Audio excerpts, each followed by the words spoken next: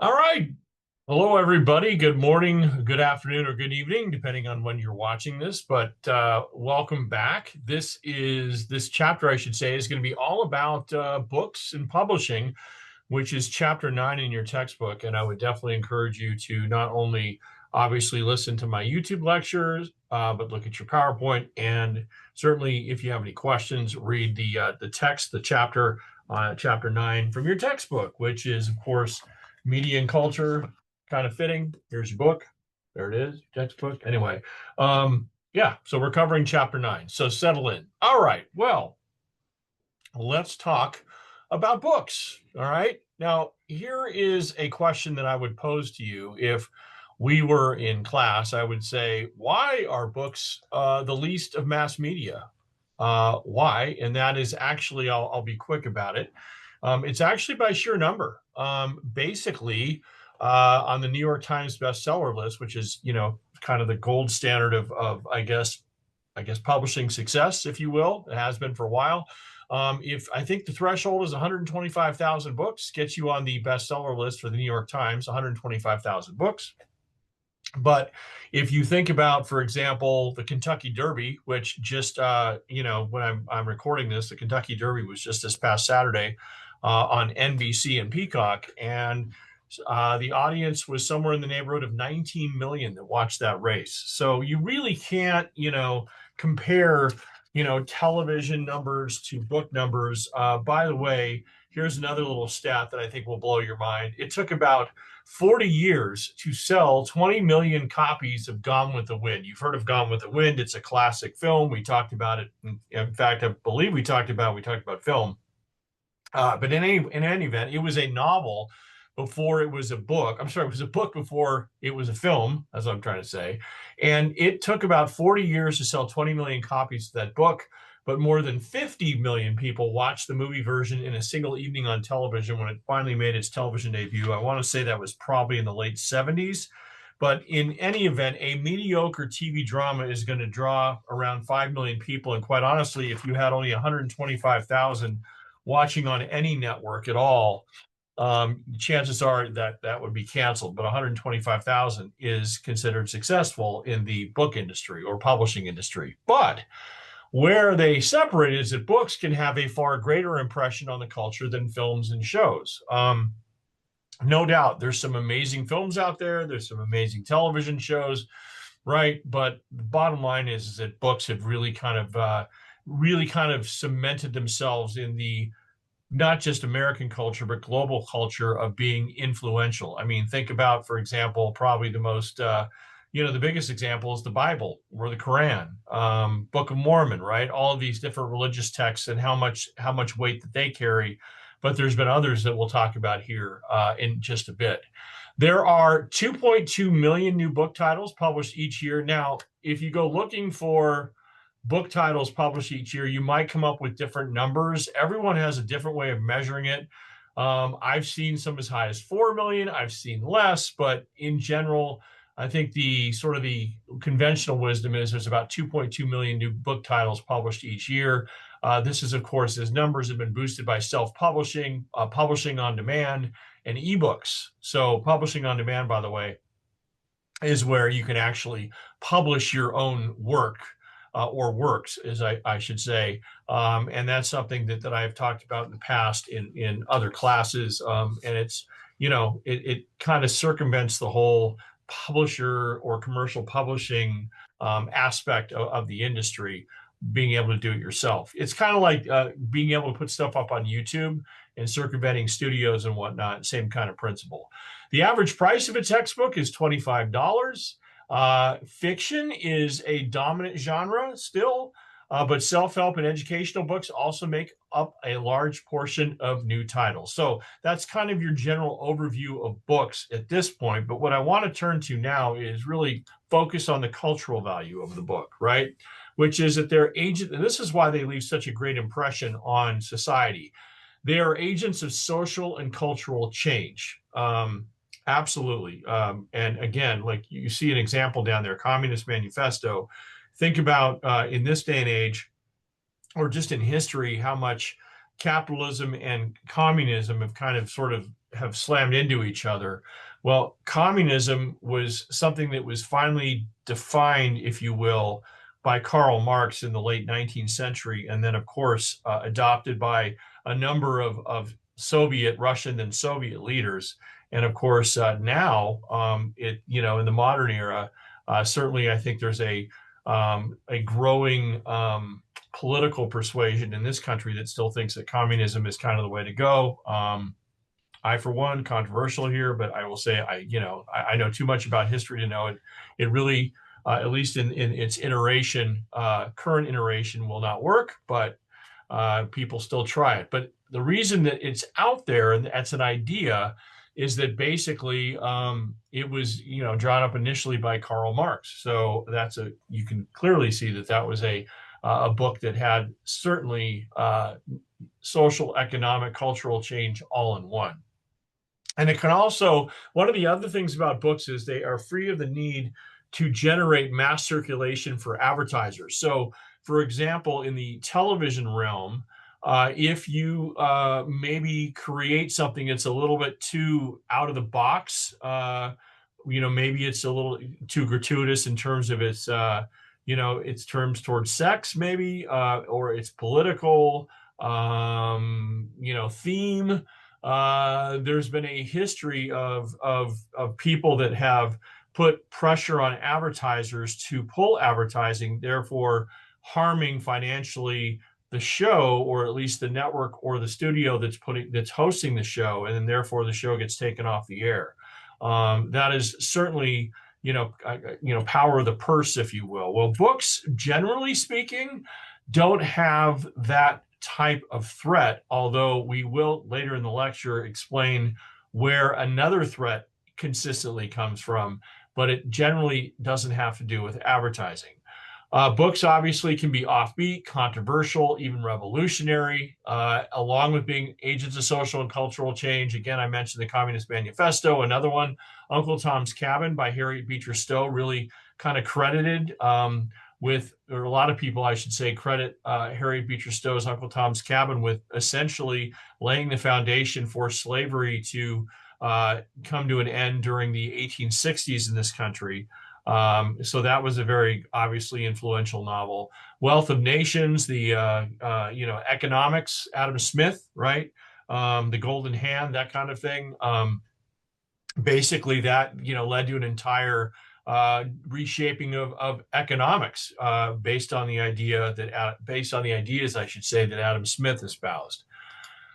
Books are an important cultural repository. You want to win an argument, you look it up. Now, obviously, one of the things that we used to do prior to the internet being around was that people, generally speaking, had large collections of books in their homes, or if they wanted to win an argument, the first thing they would do is they'd go to a book and they'd find something that they were really kind of passionate about, and they'd read an excerpt, and that was kind of like, that's how you proved an argument. Well, of course, now we know that all of that information that was contained in books, or is contained in books, is wound up on the web. So a lot of times when you guys are looking up something for the web, you're looking up an argument to write for an essay, et cetera.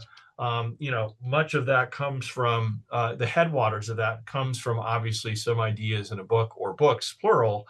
I still fondly remember my stepfather, for example, at family dinners. He was a lawyer. He loved to argue. He was very passionate about debate. And anytime we would, raise an issue, he would say, "Nope, that's wrong." And he would jump up from the dinner table and go to the shelf and look at his vast array of literature and come back and then, read it out loud just to kind of, basically, to win the argument. I was going to use some other phrase, but now it just popped out of my head. But anyway, he was definitely passionate about that. Books are also windows on the past. Written in times they reflect. Books are more accurate representations that are available in modern media. For example, Winston Churchill, back, right after the Second World War, wrote 6 volumes about it. And we got what I think was a very interesting sort of raw synopsis, analysis, if you will, of one of the most significant historical events in global history, right? And a lot of times now, what will have happen in history classes is you'll have modern professors, authors, etc., historians that go back and analyze stuff from, 100 years ago, 50 years ago, 20 years ago, 500 years ago. And a lot of times they will bring their modern lens into the analysis. And so sometimes maybe that analysis, although astute and interesting, may not be the most accurate because it is so far removed from when that time in history took place. So generally speaking, I'm always interested as someone who also took history in college. I'm always interested in things that are written around the time they happen, because then you really kind of get the fresh essence of it, and not have, modern society kind of like put its kind of spin on it, and then all of a sudden it's morphed into something maybe it wasn't. So anyway, there's a couple of examples right there. In fact, Gulag Archipelago was basically a Russian 3-volume nonfiction text written between 1958 and 1968 by a Russian writer and Soviet dissident, I should say. It was first published in 1973, translated to English and French the following year. It covers life in what is often known as the Gulag, the Soviet forced labor camp system, through a narrative constructed from various sources, including reports, interviews, statements, diaries, legal documents, and the author's own experience as a Gulag prisoner. Basically, I think that's critical, because here you have someone that was actually an eyewitness to the gulags and what basically became of the Soviet Union, where communism unfortunately morphed into totalitarianism, which morphed into the murder of millions upon millions of people in Soviet concentration camps. And this was something that was written to kind of highlight that. And so sometimes I think when we talk about history and we try to, basically try to deny it, books, that often are written around the times these things happen are very important windows into what has happened long in the past that maybe, in 2026, we have a tendency to kind of, I think, gloss over or ignore. So in any event, books are also important sources of personal development. They're wonderful sources of entertainment, escape, personal reflection. They're very personal, right? They're very individual. And it's basically a personal activity supported. It's a purchase and reading of a book is much more individual personal activity than the advertised, supported, or heavily promoted media. Although I will say that, obviously with the rise of streaming content and YouTube and whatnot, we have a tendency to kind of find, I think, things that we really kind of enjoy that speak to us from a, multimedia or content standpoint. But anyway, I want to share with you a couple things before we get into history. So here's a couple of my favorites. This one, it's called Waterman. It's cool. It's the life and times of Duke Kahanamoku. And basically, long story short, I was listening to a talk radio program on a Saturday morning a couple of years ago, and the host was talking to a former Olympic swimmer who was talking about this gentleman who not only created surfing, but also was a incredible swimmer. Well, I didn't know the swimming part about it. I just knew that he was the statue in Oahu, in Honolulu, that you see when you're on Waikiki. That's Duke. And so he not only created, he's also like the father of surfing, but he was also someone that basically was an Olympic caliber swimmer. And anyway, here's a kind of a biography of him. So that's pretty cool. This one, called In Harm's Way, is all about the USS Indianapolis. And basically, when we were this boat, this ship, delivered the atomic bomb, top secret mission, delivered the bomb that would later be, of course, dropped on Japan. And when it was returning from its mission, was actually sunk by a Japanese submarine. And because the mission was so secret, essentially, there was an estimated 300 men that were killed upon impact, and 900 sailors were cast in the Pacific Ocean, where they struggled to stay alive, battered by a savage sea and fighting off sharks, hypothermia, and dementia. Anyway, by the time help arrived, nearly 4 days later, 2/3 of the men had perished. And the reason I found out about this book was because I was into Shark Week on Discovery Channel, and this was one of the things that they were talking about. So, and if you've ever seen the movie Jaws, wonderful movie made in the mid-70s, the first blockbuster, obviously, 1975. There's a classic scene in Jaws where they talk about the USS Indianapolis. So I recommend that highly. And then last but not least, thick book. Ooh, look at that one. This is Stephen King, right? And Stephen King, of course, I'm sure you've heard of, but mystery novelist, horror novelist. This is cool. This is called 11/22/63. And this basically is about a guy who goes back in time to try to stop the JFK assassination. And every time he goes back, things happen. So there was actually a TV series that they came out with based on this book. Fascinating book, fascinating writer, and one of my favorites. So that's Stephen King. All right, on we go. Okay, early history of books, how we got here. All right, so basically, the first alphabet provided a fundamental element for the development of books. It was a system for recording information. So one of the things about early communication is the fact that when we went from essentially gesturing, grunting, whatever you want to say, to eventually recording like ideas, that came out of our brains, right?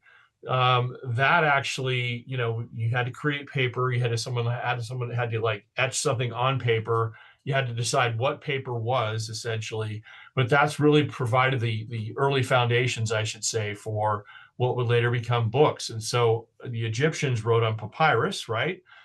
Which was replaced by parchment in Europe.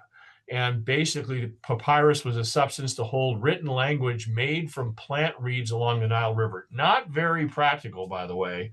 And honestly, we talked about the Sumerians, of course. I think I mentioned them. And if I haven't, I'll mention them later. But in any event, they had clay tablets. And so you were trying to, obviously etch in clay. Well, eventually, we see parchment, which was treated animal skin, used as early pre-paper substance.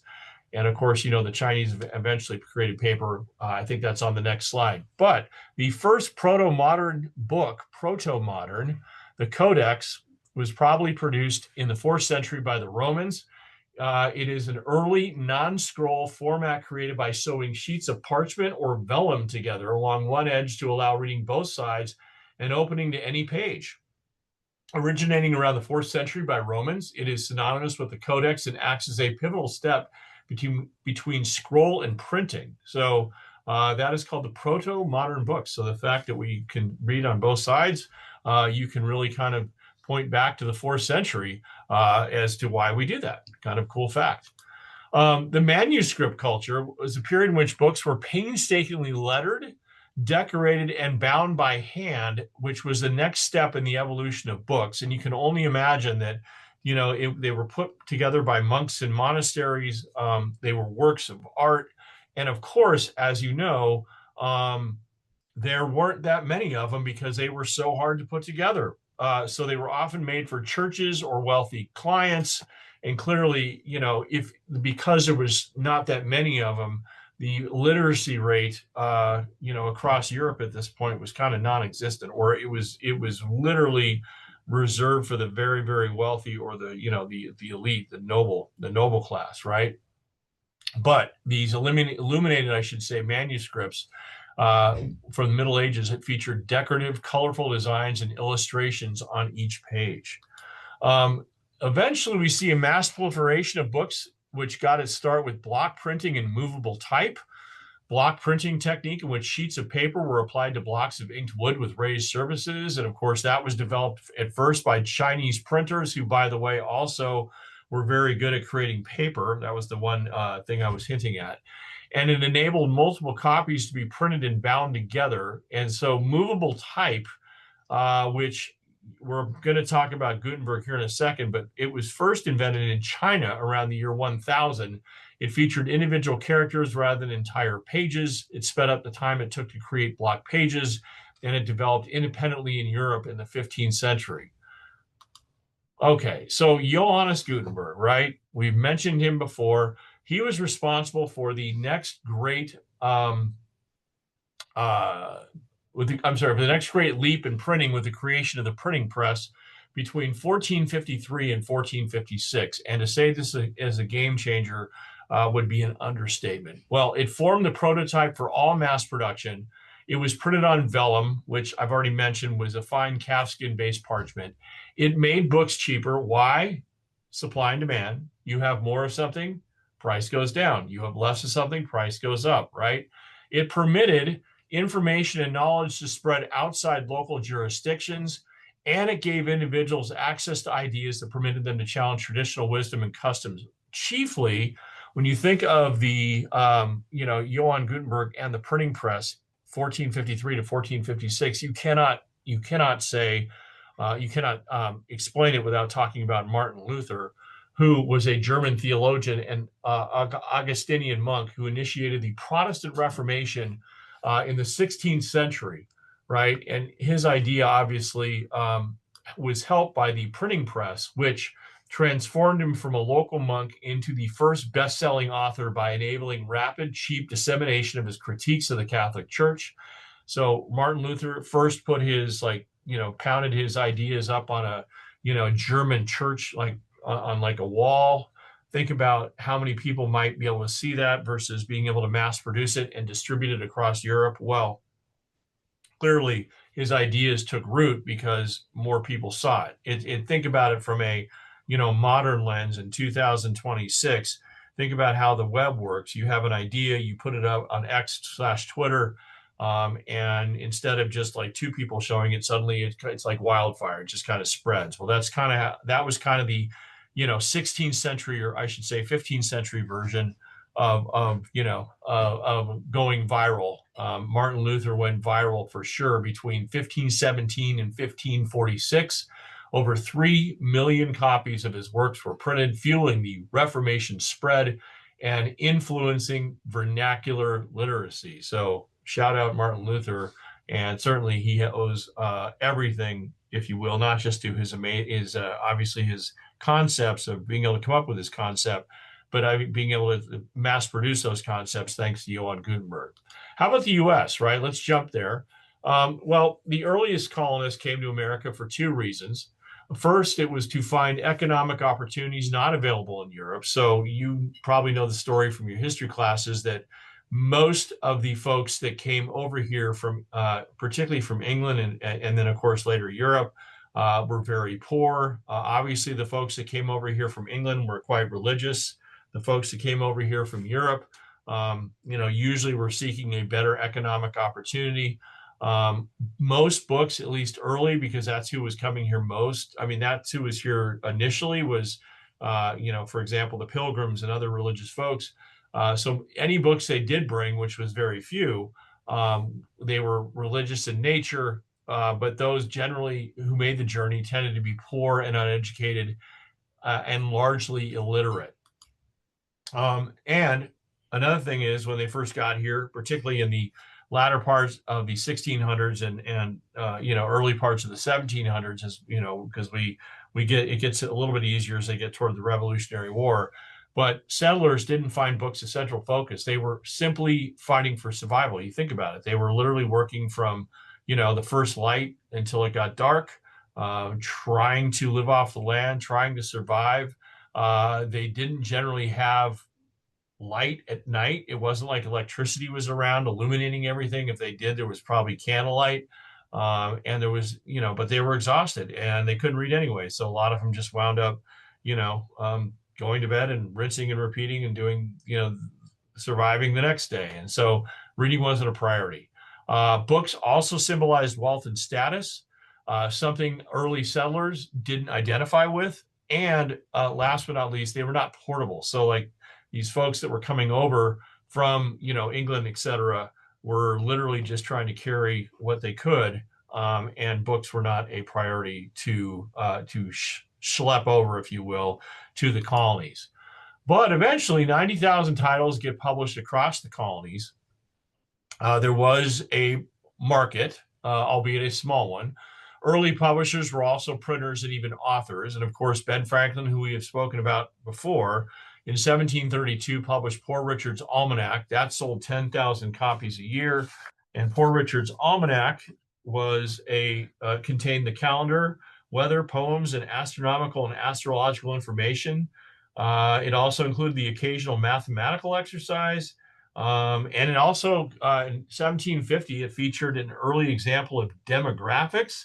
It is chiefly remembered, however, for being a repository of Franklin's aphorisms and proverbs, many of which live on in American English. And so anyway, that was Ben Franklin and his Poor Richard's Almanac. It sold 10,000 copies a year. But generally speaking, most book content for a time was religious. But as we get closer, obviously, to the Revolutionary War and constitutional, obviously drawing up a constitution, which, that the era was 1776 to about 1791, that got very political, which would make sense, right? So as we get into the 19th century, we've talked about the penny press when it came to newspapers and how the penny press boosted the newspaper industry. You, of course, know that in around 1836, we had the steam-powered printing press invented, which made, I think, if I remember the number, 4,000 copies per hour. So it made printing faster, somewhat cheaper, right? So, which means more of stuff. So the penny press, where you could sell a paper for $1. Obviously books were also inexpensive. They became more specialized during this era, which is very interesting. So fiction, nonfiction, fantasy, etc. That was definitely in play. Authors during this time included James Fenimore Cooper, Henry Wadsworth Longfellow, some classic writers, and certainly, there was a hunger for reading in that aspect. But probably the biggest, boost to the I would say the book, our book industry in U.S. terms was having a better public education system, right? We talked about how the public education system started coming online in the 1830s, and it benefited not just journalism, but it benefited obviously, people seeking knowledge from textbooks. And so they became very popular, believe it or not, in the 1840s. So as did reference, medical, and engineering books. So clearly our hunger for reading grew substantially in the 19th century. We mentioned Uncle Tom's Cabin. That was published in 1852, and it sold 300,000 copies, and it was all about anti-slavery. So that, again, a lot of people, a lot of historians credit Uncle Tom's Cabin with laying the kind of the intellectual foundation to have, the North really become different philosophically than the South. And then eventually the Civil War happens. And, this isn't a Civil War class, but certainly, that was a huge part of our history, right? Was watching slavery come to an end because of this, because of the Civil War. Speaking of the Civil War, there was lots of idle time spent reading, which led to paperbacks. Interestingly enough, though, there were these paperbacks at the time. Basically, so paperbacks could be purchased for 10 cents a piece. And by 1880, almost 1/3 of all books published in the country were paperbacks. Many of the bestsellers were pirated editions, though, of bestsellers in England and other European countries. New copyright laws were enacted to basically battle this problem. And that new law, cutthroat competition and price cutting, led in the end to basically paperbacks kind of sagging for a time, and then they'll make a comeback after World War II. Publishing became more commercialized. We start to see the first literary agents where, publishing becomes, kind of a form of mass communication like newspapers and eventually radio and television. And so publishing becomes much more commercialized. Publishers turn to fiction to attract more readers. Authors included Jack London, Call of the Wild, Margaret Mitchell. We already mentioned Gone with the Wind. These were big books, in the early part of the 20th century, early 1900s. And of course, we talked about paperbacks reemerging after World War II. And that was obviously that was after they had kind of settled through the whole copyright issue and how to kind of reproduce material without running afoul of the law. Book publishing obviously has, one, before I get into consolidation, one of the things that was interesting about the publishing industry is how it was boosted by the end of World War II. Now you have to understand that if you were living on the globe, if you were living in the US, you had dealt with World War I, you had dealt with the Great Depression, and then right behind it, World War II. So basically here in the US, between 1917 and 1945, think about it, two world wars and a Great Depression. Well, once World War II ended, there was this almost like this giant exhale, right? That society wanted to release. And one of the things that happened was they found more leisure time. And so recreation, we start to see things happen. The magazine industry, which we don't really talk about in this class this semester, the magazine industry benefited greatly because there were folks that were coming up with a lot of different hobbies, fishing magazines, golf magazines. Believe it or not, Playboy came along right after World War II. And books did the same thing. More leisure time made reading recreational, made it cool, made people want to do it. And so that obviously helped quite a bit. Also, consolidation and acquisition.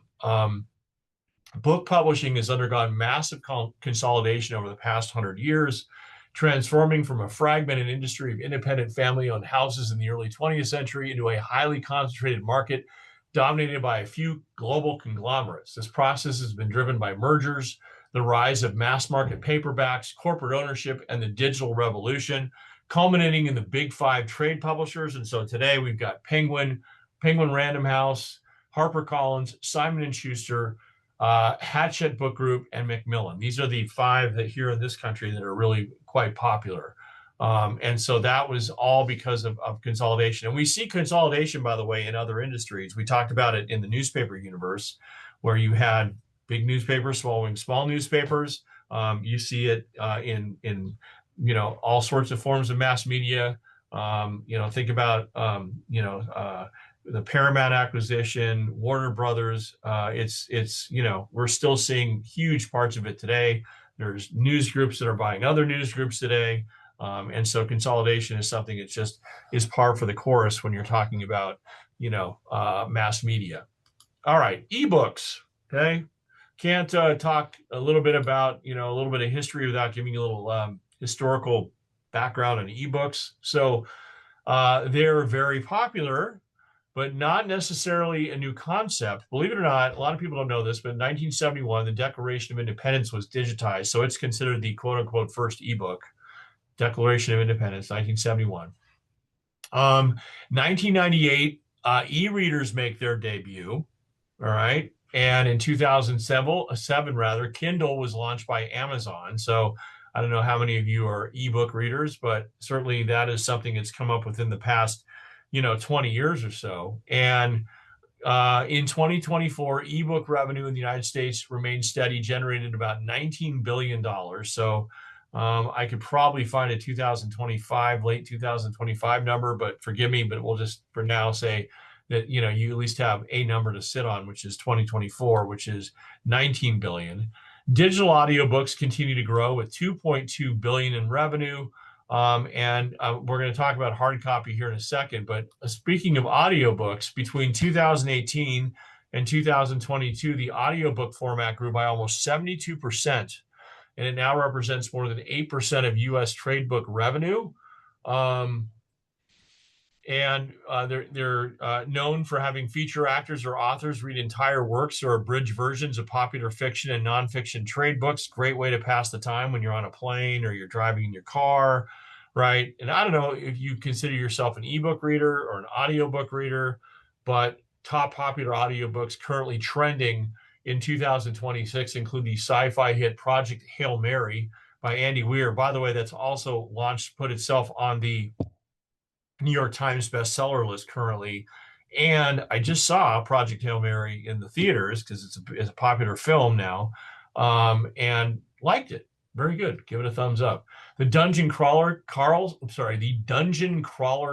series, say that 3 times fast, and Fame Sick by Lena Dunham.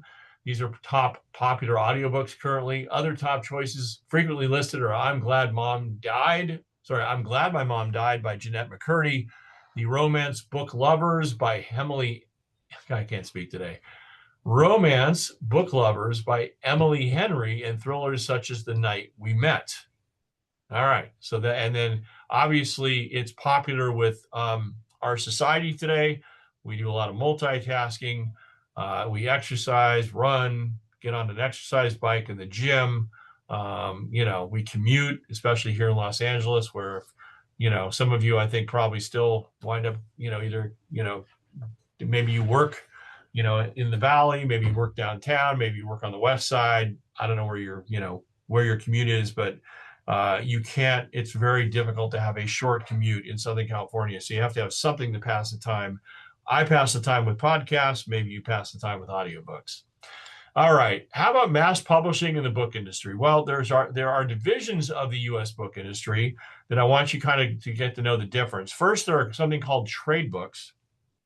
And trade books are hardbound and paperback books aimed at general readers and sold at commercial retail outlets. So basically, if you go to a bookstore, you go to Amazon, right? You are purchasing what's called a trade book. There's adult trade, there's juvenile books, there's comics, there's graphic novels. So when you think of fiction, nonfiction, this type, right? Stephen King, that's considered a trade book, right? Whereas this right here is obviously considered a textbook. And I have a lot of them behind me, by the way. Anyway, there's also religious books, right?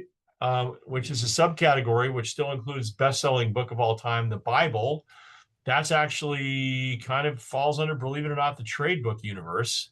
And so very interesting. But textbooks, right, which are on my desk and are behind me here, they serve a nation intent on improving literacy rates and public education. And so there's elementary through high school, K through 12, right?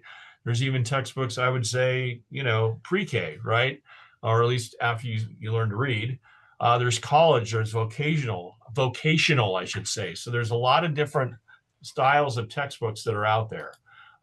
There are professional books, which target various occupational groups not intended for general consumer markets. So law, business, medical, technical, scientific. My mom and dad, for that matter, were both doctors. And so we had lots of different books on the shelf that were all medical books that you couldn't purchase. For example, you couldn't walk down the street, to a Barnes and Noble or whatever and buy them off the shelves. They just didn't sell them that way. And the same thing with law. And that, I remember studying in the law library at the University of Colorado because it was the quietest place to go. And I remember there was just thousands of law books that, were sitting on the shelves. And so definitely that is a type of book, right? University press books. Nonprofit University Press publishes scholarly works for small groups interested in intellectually specialized areas, which include literary theory and criticism, art movements through history, contemporary philosophy. So again, that's all in the book universe. So speaking of a textbook, okay, I thought you might enjoy this little bit, I should say, which is, I was going to say ditty. What does a $100 textbook cost, right? And so I know that I would hope that prices are starting to kind of subside a little bit from the standpoint that because of technology, because, there are so many online resources now that maybe you're not having to purchase as many books as, like I had to back when I was in college in the 1980s. Or friends of mine as recently as maybe 10 years ago, 15 years ago. But the fact is that you probably still have to purchase textbooks as part of your classes here at COC, or when you go to your four-year institution, whether that be a textbook, a hardcover edition, or you actually wind up renting it. The fact is you're going to probably wind up with a textbook. So the question is, why is it so pricey, right? Where does the money go? And so we're going to take an example of a $100 book. So let's just say this book's $100. Brand new, it's probably a little more. Used, it's probably less. But in any event, let's just say it's $100 for sake of argument. Well, a third of the $100 on this book goes to printing, paper, and production. So $32 goes to the physical, like actual construction of this book, right? $15 goes to the administrative costs. So the publisher, right? We talked about, the big five trade publishers. Well, the publisher here for education is Macmillan Learning, right? That's who publishes this book. And Macmillan obviously has other books that it has in its inventory, not just this Media and Society book or Media and Culture book. But basically, it's a business. And so there's administrative costs for that publisher to stay in business. $12 goes to the author. Well, in this case, there's actually three of them. I think the main one is, the last name is Campbell. First name is, hang on, I should know this. I think it's Richard, but let me just double check. Yeah, it's Richard Campbell, Christopher R. Martin, Bettina Febos, and Ron Becker. So two people from the University of Miami, by the way, including which I think is probably our main author, which is Richard Campbell. But anyway, they get a certain amount of money every time a book is sold. So in this case, $12. So 12% of that $100 goes to the author, which you might think is not a lot, but if lots of these books are sold, you can very quickly do very well off the sheer volume of books being sold. $11 in wages for bookstore employees. So we actually have a bookstore here at COC, and the bookstore obviously has to pay its employees to keep books on the shelves. And so when you walk in there, you can find these books. You're like, $10 for marketing the book. So 10% of the cost of the book's marketing. Yeah, they do have to market the book. Believe it or not, especially textbooks, for example. So I have a textbook rep that reaches out to me every now and then, and they will actually send me new editions so that I can look them over and try to, and so that I can continue to adopt, your textbook. But there's a whole array of other books here behind me that in many cases I have not purchased. I just would get them from book publishers so that, that I would presumably look at them and then contact the publisher and say, you know what? Oh, I really like this. And so I will say that worked for this book, because the previous book in this class didn't cover video gaming, and this one did. And so we wound up adopting this several years ago for that very reason. But they have to build that into the cost of obviously the book, because I'm getting a free, they'll usually give me 3 or 4 of these, and that's, a good $500 in book value that I get that I don't have to pay for. Obviously, the store has to pay its rent. That's $7, $5 profit for the bookstore. The bookstore needs to stay in business. $1 shipping, because it costs money to actually ship these things all over the country. And of course, the publisher's profit is about $7 per that $100 book. So anyway, without having to see you face to face, don't know what number might surprise you the most, but figured you'd want to know how a price of a book breaks down. In any event, estimated U.S. book revenue, this is the latest I could find, was 2023. And you have trade books of all the books sold. So in the U.S. alone, $32.7 billion was the total amount of books. $32.7 billion. Basically, 64% of that went to trade books, which is, of course, again, a trade book. Stephen King, In Harm's Way, Waterman. I don't have a Bible here to show you, but if I had the Bible, that would fall under trade book, right? You also have K through 12, which was about 19%. Higher ed, which is, we would consider, I think, us, College of the Canyons, Cal State Northridge, UCLA, UC Santa Barbara, right? 10%. And then, of course, you have professional and university press, which are significantly less of the pie. Here are your world's 10 largest book publishers, not U.S. This is the latest and greatest, I think, that comes from your book, 2022. So some of these numbers have probably shifted, but if you see a question on it, it's going to be based on probably this. And you can see the name, Relics Group, is the #1 publisher, and it comes from the United Kingdom, U.S. NL, I should know what that is. You're probably screaming at your monitor going, it's this. I don't know what NL is. But in any event, you can see books come from Canada, Germany, UK. What is NL? Not sure. I'll have to look that up. In any event, take a look at that, because that's your top 10 largest book publishers in terms of revenue in 2022, and it's quite a lot. So, for example, Relics would be 6.3 billion, 5.9 for Thomson Reuters, and of course these are big numbers. This is why its books are considered a mass medium. Modern day authors, these are people that just kind of jump out at me. Again, there's a lot of good authors out there, so you might have someone different, but of course, you've got at the top of the list. I don't have one of his books sitting here, but I certainly love his show, or shows plural.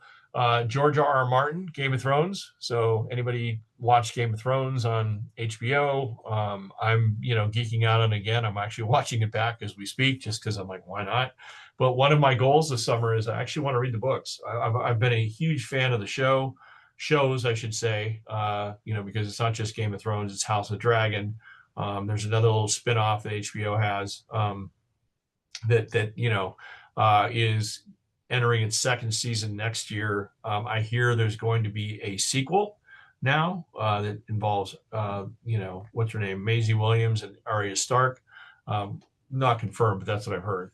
But James Patterson is another one, 42 books. Stephen King, who I mentioned, who, interestingly enough, also wrote as Richard Bachman. So have you ever come across a Richard Bachman book? It was actually Stephen King writing under a pseudonym, because he was trying to see if he wrote as Richard Bachman, if his books would be as popular, and somebody leaked it. And, so of course, once they leaked it, everyone bought Richard Bachman books because they knew it was Stephen King, true story. And of course, you can't ignore the gorilla in the room, J.K. Rowling. What a story she is.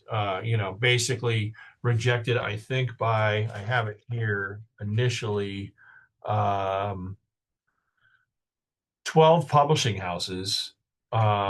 Her first manuscript was, and then eventually one publisher gave her a $3,000 advance, and it was because the 8-year-old daughter of the publisher read the first chapter and demanded more. So it obviously grew into an incredibly huge empire, a number of books, films, theme parks. Basically, at one point, the Harry Potter brand was worth $15 billion. Don't know what it's worth now, but at one point it was.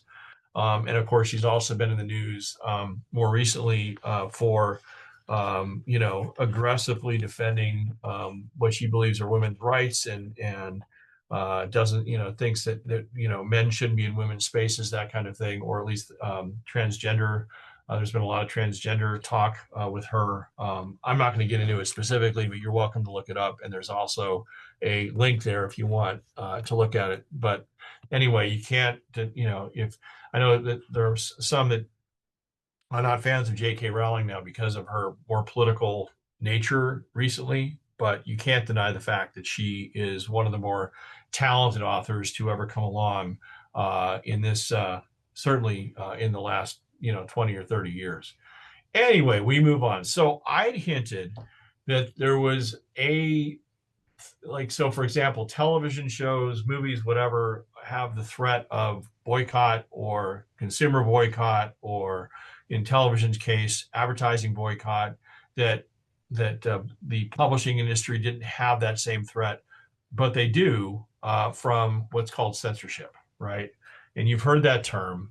As societies discover the power associated with knowledge, right? The fact that it is as we call it, the least of mass media, but the most influential of any form of mass communication, because of the power of the word, or the power of the sentence, the power of the author. Well, as societies discover the power associated with knowledge and the printed word, books were subjected to censors, right? Basically, people that said, well, we can't let kings couldn't let their people read ideas. In fact, think about, from a standpoint of just information being choked out in like North Korea or China or many other communist nations. And, certainly we've had censorship issues here in this country, even though we're a democracy and we have free speech, right? But basically, censorship is a real, it's not something that is imaginary. It's out there. The American Library Association, in fact, compiles a list of the most challenged books every year. You're welcome to Google that and look them up. but generally speaking, when we talk about book challenges, these are common reasons for challenges, which includes sexually explicit passages. So books that have, are very sexually explicit, oftentimes, particularly from the, from the side of homosexual versus heterosexual, very much, that is very much, in the crosshairs of censorship. Offensive language, right?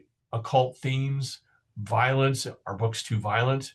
LGBTQ plus themes, right? If you look at banned books every year, I would guarantee you that like 90% of them probably fall in the LGBTQ plus category.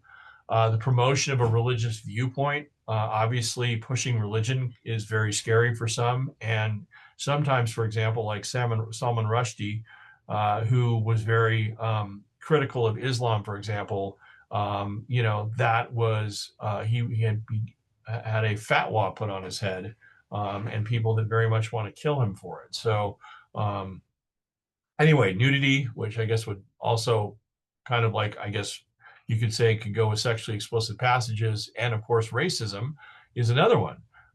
So interesting that basically here's one of the interesting, I guess, I don't want to say it's hypocritical, but one of the more interesting, fascinating things about book censorship is you have a lot of people on one side of the censorship aisle that obviously feel threatened by, for example, gender, right? And anybody that writes of gender and basically in their view normalizing certain things, they don't want those books on the shelves of elementary or junior high or high schools or public libraries, right? There's a lot of, you hear about book banning all the time.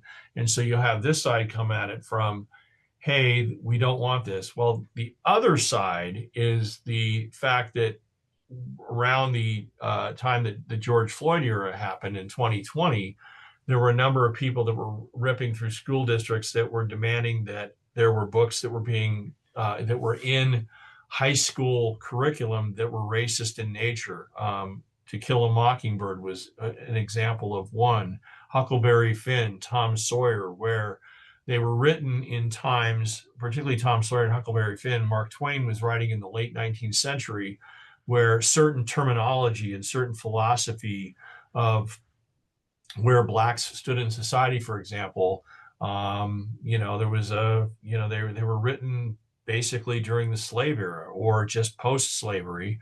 And so there was a lot of things that we just don't find obviously taboo. I mean, we obviously would find taboo now. We're certainly pseudo, if not acceptable, 150 years ago.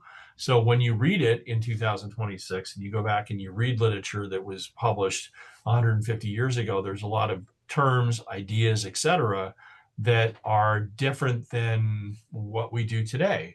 And so the question is, do you simply not let people read that? Do you keep people from reading that as part of in a high school lesson? And my opinion is that's crazy, because how do we learn about racism? How do we learn about other things that have come and gone, right? Or other themes that have, or how we've also evolved as a society if we can't at least study where we've come from to where we are now, right? And so, but it's interesting because you had books in 2020, in 2021. In fact, if you click on that link, I believe that takes you to a article in our local paper here in Santa Clarita that talked about the fact that they were pausing some of these books off curriculum, which they later wound up putting back into curriculum. But there was an uproar. And so it was interesting to see it coming from this side and coming from this side. And certainly when you talk censorship is not limited to just one philosophical group or religious group or one political group. It has a tendency to come from all sides. Well, the other issue, of course, excuse me, guys, the other issue that is obviously out there and a big part of the industry now is AI and book publishing, right? Artificial intelligence is changing how books are written, edited, and published. In fact, now we're even seeing it. We're clearly seeing it in the film universe and television universe. There's been a series of ads, by the way, in the last couple of days while I've been sitting here that have been basically, basically highlighting Spencer Pratt, the former reality star that's running for mayor against Karen Bass here in Los Angeles, or not, I should say in Los Angeles. We're not, Santa Clarita has a different mayor, of course, but there have been people that have been basically, he's been making ads, his people have been making AI ads, his supporters making AI ads, and they look like, they just look unbelievable, like they're, you know, $15 million productions and they're being made just, in the digital realm. It's crazy. But books are kind of in the same boat, right? That AI, you can create just about anything. And so it's not just limited to, just the film and television universe. It's obviously in the literary universe as well. AI can write stories, edit text, create covers. It can publish books quickly. The technology is improving fast and becoming widely available. Many authors and publishers are unsure what this means for the future, of course, right? Because AI is scary. It can, if it is it replacing human beings, right? You want to be an author, but what does that mean, right? AI allows many books to be produced very quickly. More books equal more competition for attention and sales. So essentially, if you're an author and you're trying to break in and you're being overwhelmed by all these like artificially generated books, what does that mean, right? It may become harder for authors to earn a living. And the value of writing may decrease if content becomes unlimited, right? Because it's, 50 years ago, it was special to be a really good writer and be able to like actually translate that onto page and then obviously into someone's home or, even in a classroom. But now, like ChatGTP, you can prompt it to do something and it'll just spit out something that's, very polished and professional. Well, imagine, it's doing the same thing in the publishing industry as well. AI learns by analyzing large numbers of existing books. So it really looks at essentially what works, right? And it can really hone in on that. Authors worry their work was used without permission. So AI is drawing from other literary inspiration or other literary ideas or other works, right, that were actually written by a human being. And now those ideas are being morphed into, new ideas, but the headwaters being that somebody actually wrote those at one point and that person's not getting any kind of royalty for that. Legal and ethical questions about ownership are growing. Is it fair for AI to learn from writers without paying them, right? I think, there's no simple answer here. I mean, I think that if you write something, if you create something, if you create music, if you create a video, create a film, that you should get paid for it, especially if you're trying to make money off of it, right? If you're doing it just for fun to send out there to amuse your friends, well, that's one thing. But if you're actually trying to make a living off being a content creator, and somebody is basically using your concepts and profiting off of you or taking your work and degrading what you do, I think that's a shame. AI can edit text, design covers, create marketing content. So in this modern world that we live in, this idea of becoming a graphic artist, creating a cool website, creating a cool, piece of art for a book, right? Like this, for example, right? Kind of cool, right? Looks like a newspaper. Well, somebody had to think of this when they did this, when this book was published 15 years ago or 10 years ago, right? Well, now AI can create that just through a program, through a software. And these tools can be cheaper than hiring professionals. You don't have to go out and find someone to do that for you. That puts people out of work. Some publishing jobs may change or disappear. One of the things that in the past in a publishing house is that you hired people to basically look through manuscripts that have been submitted by humans to get published, right? And so if, basically you don't have this coming in anymore, or you have, you can literally tell a computer program to look at it and make a determination, you're out of luck. So writers are worrying about losing opportunities in creative fields. How about book quality? AI allows thousands of books to be created quickly. More choices can be exciting for us, right? But the problem is that many are AI generated books may be low quality or repetitive. I had a conversation, in fact, with a fellow instructor in the film universe who talked about the fact that the future is here for, if you like particular genres of film, that you can create these things kind of like at your desktop, where you can just prompt a AI program to, give you some kind of Game of Thrones style type of like, short to watch, and it will create it for you. Or if you're into, murder mystery or drama, whatever, a person's not creating that, and that's not necessarily good, right?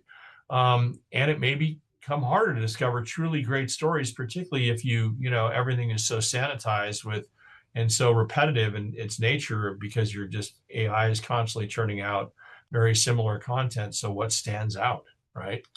The human touch. Great stories come from real life experiences and emotions. Readers connect with characters and personal perspectives.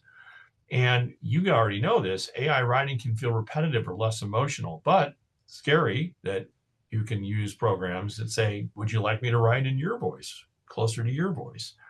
I think the idea of having a program imitate us, I don't know, lift what makes us all unique.